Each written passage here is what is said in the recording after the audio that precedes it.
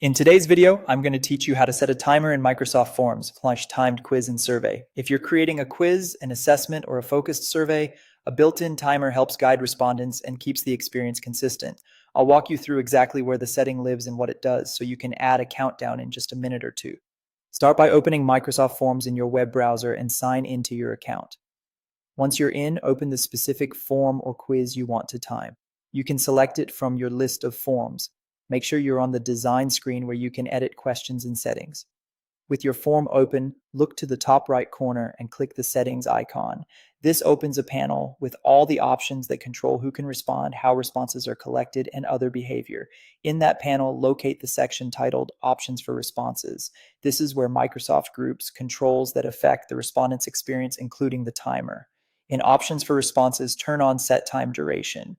Depending on your layout, it may appear as a checkbox or a toggle. As soon as you enable it, a field appears asking for the time in minutes. Type the total duration you want for the entire form. For example, enter 10 for a quick knowledge check, 30 for a short quiz, or 60 for a longer exam. You don't need to type minutes, just the number.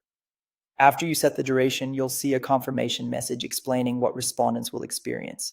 They will see a timer and can submit after time is up. That means a countdown will be visible while they complete the form, and even if the timer expires, they'll still be able to press submit. Plan your instructions accordingly. If you want answers completed within the time window, mention the expectation clearly in the form description. A few quick tips to make this work smoothly. Choose a time limit that matches the number and complexity of your questions, and remember the timer applies to the entire form, not to individual questions or sections.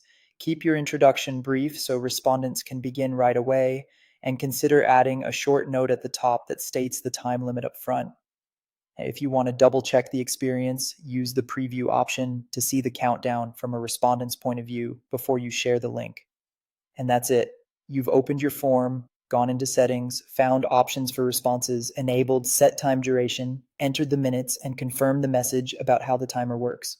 You're ready to share a timed quiz or survey with confidence.